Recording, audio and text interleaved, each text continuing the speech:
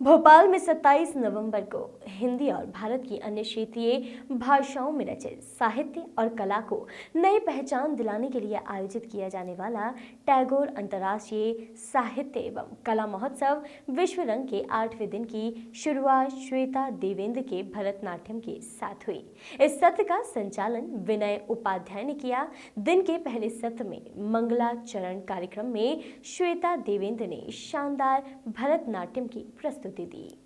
Covid के बाद की दुनिया कार्यक्रम में उद्यमिता के भविष्य पर चर्चा हुई।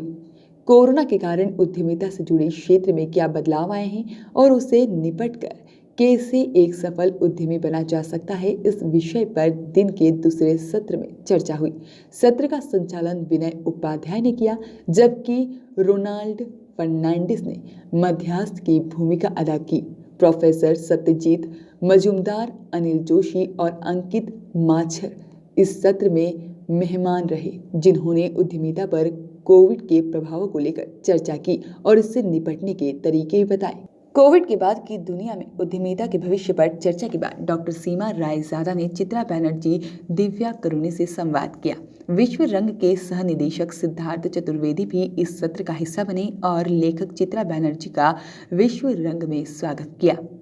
अपनी यात्रा के बारे में बताते हुए चित्रा ने बताया कि उन्होंने 25 साल की उम्र तक सोचा भी नहीं था कि वे एक लेखक बनेंगी, लेकिन अमेरिका जाने के बाद लेखन उनके जीवन का एक अहम हिस्सा बन गया। उन्होंने अपनी यादें संजोने के लिए लेखन शुरू किया था। उन्होंने कविता के साथ शुरुआत की, फिर कहानियां लिखी और अंत में उपन्यास लिखना शुरू किया, जिसके लिए उन्हें जाना जाता है। इसी बीच लेखक से मिलिए कार्यक्रम में महेश दर्पण ने जानकी प्रसाद शर्मा से बातचीत की। जितेंद्र श्रीवास्तव, अरुण होता, प्रेम जन्मेज और मनोज श्रीवास्तव और महेंद्र गगन भी इस कार्यक्रम का हिस्सा बने। इसके बाद विश्व रंग हॉलैंड फिल्म का प्रदर्शन भी किया गया।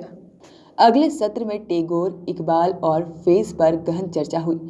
यह सत्र पिछले संस्करण की यादों के तौर पर इस साल के संस्करण में शामिल हुआ। इस सत्र का संचालन लीलाधर मंडलोई ने किया था, जिसमें डॉक्टर धनंजय वर्मा, मृदुला गर्ग और इंद्रनाथ चौधरी शामिल हुए थे। कार्यक्रम के दौरान टैगोर के ऊपर बोलते हुए इंद्रनाथ चौधरी ने कहा कि टैगोर के साहित्य, विचार और उनके कार्यों पर लगातार बात होती है, पर यदि इकबाल के साथ जोड़कर इन सभी विषयों पर बात की जाए तो हम बेहतर तरीके से टैगोर और उनके विचारों को समझ सकेंगे। टैगोर, इकबाल और फेज पर चर्चा के बाद प्रवासी भारतीयों के लिए कविता सत्र का आयोजन किया गया, जिसमें कई बड़े कवियों ने शिरकत की। रेखा राजवंशी, रेखा मित्र, पुष्पिता अवस्थी, रमा तक्षक, अशोक सिंह, भावना कुंवर, संजय अग्निहोत्री और उमेश तांबी ने अपनी कविताओं से सभी श्रोताओं को मंत्रमुग्ध कर दिया। कार्यक्रम में आगे अपनी चौपाल कुछ अनकही कहानियां कार्यक्रम में सत्य व्यास, दिव्य प्रकाश दुबे, इला जोशी, नितिन वत्स और सुदीप सोहनी शामिल हुए। इला जोशी और सुदीप सोहनी ने सत्र का संचालन किया, जिसमें कई अलग अलग विषयों पर बातचीत हुई। सभी मेहमान वीडियो कॉन्फ्रेंसिंग के जरिए आपस में जुड़े थे और संवाद किया। कार्यक्रम के दौरान सभी मेहमानों ने कई पुरानी यादें ताज़ा की।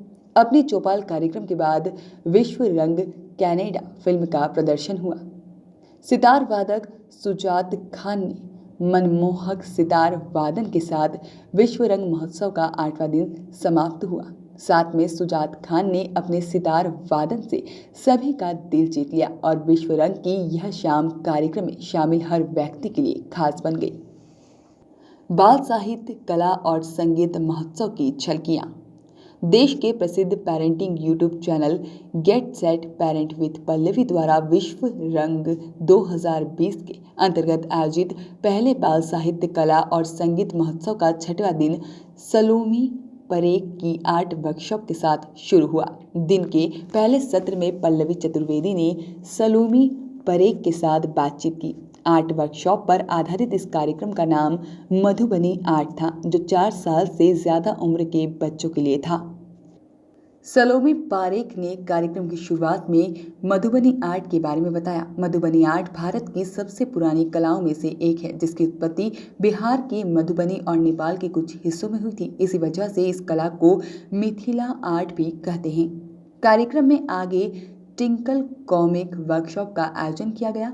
अमर चित्रकथा पत्रिका के आर्ट डायरेक्टर सेवियो मस्केरेंसन ने इस कार्यक्रम में बच्चों को टिंकल टून सुपारी बनाने का तरीका सिखाया। बाल साहित्य कला और संगीत महोत्सव का 6वां दिन नंदिनी नायर की मजेदार कहानियों के साथ खत्म हुआ। दिन के आखिरी सत्र में पल्लवी चतुर्वेदी ने नंदिनी नायर के साथ बातचीत की। बच्चों के लिए 50 से ज़्यादा किताबें लिखने वाली नंदिनी ने बताया कि बच्चों के लिए किताबें बहुत ही ज़रूरी होती है, पर कुछ ही लेखकों ने इस विधि में काम किया है। इसी बात में उन्होंने बच्चों के लिए लिखने की प्रेरणा दी। उन्होंने बचपन से ही लिखने का शौक था और कॉलेज के दिनों में उन्होंने अपनी कहानियों के लिए कुछ पुरस्कार भी जीते थे। लेकिन मां बनने के बाद उन्होंने पूरी तरह से बच्चों के लिए लिखने का काम शुरू किया। Bureau report, voice of rights.